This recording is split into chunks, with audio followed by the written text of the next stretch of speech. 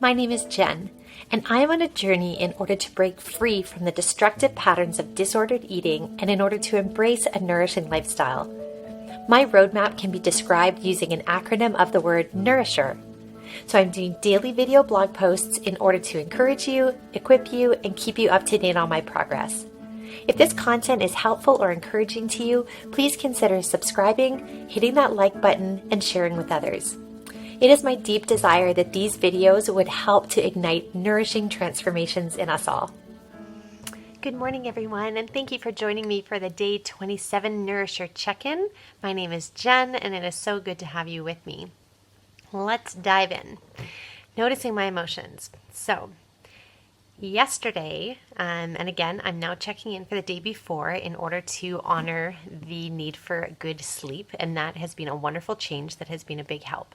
But yesterday, as I reflect back on the emotions that I was feeling, I think that someone once described to me the feeling of despair being when you have a strong emotion plus the feeling of futility or the lack of agency, the feeling like you don't have control, together equals despair. So, for example, if you are afraid but feel like there's nothing that you can do to protect yourself or to get over the fear, that would lead to a feeling of despair. Or if you feel anger and feel a feeling of futility, that there's nothing in your power to right that wrong, then that would lead to a feeling of despair. So I think the feeling that I felt primarily yesterday, especially in the latter part of the day, was a feeling of despair. Just a feeling of a situation that is evoking really, really strong emotions in me, and yet I have no agency to control the situation because the situation is rightly out of my control. So this for me is a really potential switch to you, the understanding the cycle.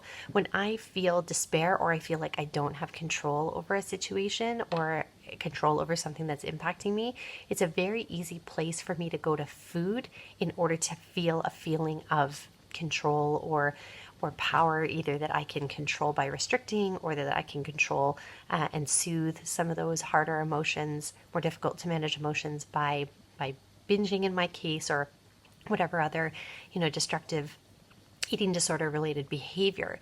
So this one is really when I feel that despair, I really need to pay attention because I know that it could turn out really badly.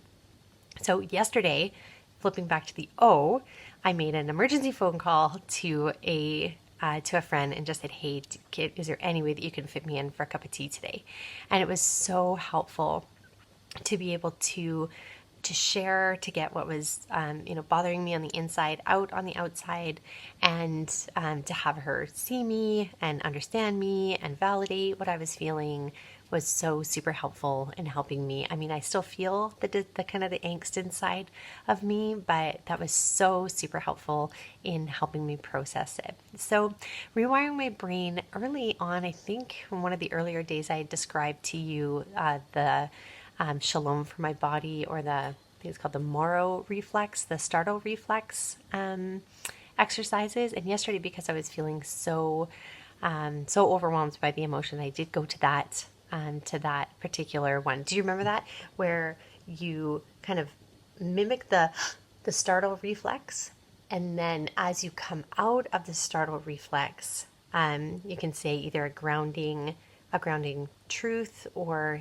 something that is soothing, or if you join me in holding a Christian faith, I choose to use the verse, whenever I am, the verse itself is, "Whenever I am afraid, I will trust in you, O Lord." But I sometimes sub out the emotion for, whenever I am overwhelmed, or whenever I am sad, or whenever I am in despair, I will trust in you, O Lord.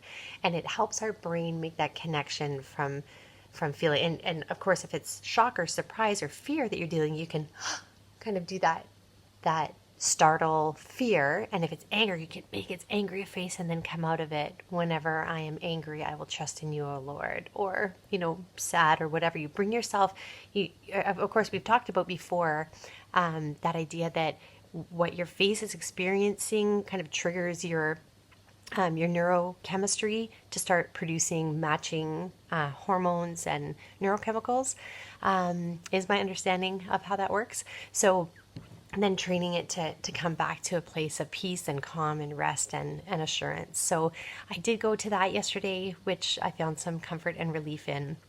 But I can still feel like a little bit of churning or heaviness in my chest, a little bit of an upset stomach. So I know that I'm still holding those emotions pretty heavily today. And I had a horrible sleep by jumping the gun.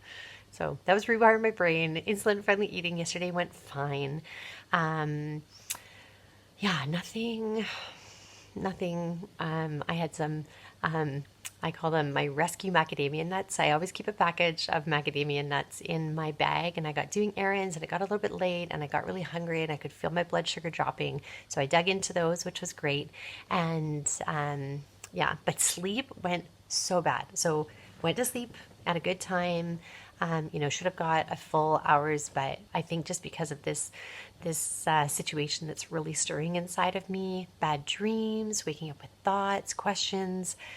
Somebody recommended to me once that when I wake up and my mind is really active, to have a little notepad by my bed just to write the thoughts down, almost as a way of telling my brain, okay, it's been captured. Now let them go and let me go to sleep. So that's been really helpful for me over the years to do.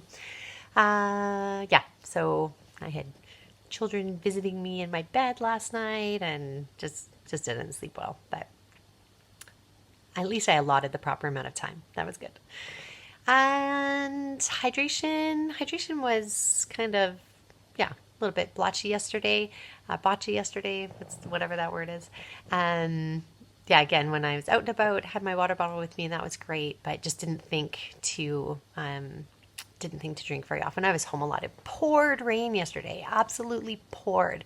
And I had a really busy day with work and errands, so I did not get an exercise in yesterday, but the sun is shining today and I'm already so looking forward to going out. And that is a huge win for me, this idea of that my body wants to exercise. It's not like, oh my goodness, I have to do this. But I'm now, over 3 weeks into fairly consistently exercising at a gentle pace for my body. And now my body's actually wanting to do it. Like, okay, let's go. Let's get out there for a nice walk and then get some vitamin D from the sun. My mother-in-law is always talking about how good vitamin D from the sun is for us. And yeah, let my body work out maybe some of this anxiousness that it's feeling as I process its situation. So I'm hoping and looking forward to the reward of, one of the rewards that I'm already realizing is being able to start to tolerate some of these harder emotions without turning to food. So that has been really great, that even though I consciously can still kind of hear my brain saying, hey, we could soothe this real fast by picking up whatever, eating whatever, that I'm so hopeful that automatic response is being overridden, and that gives me great hope, and that's a huge reward for me. So thank you for joining me. I really hope that you are well, and I look so forward to seeing you again tomorrow.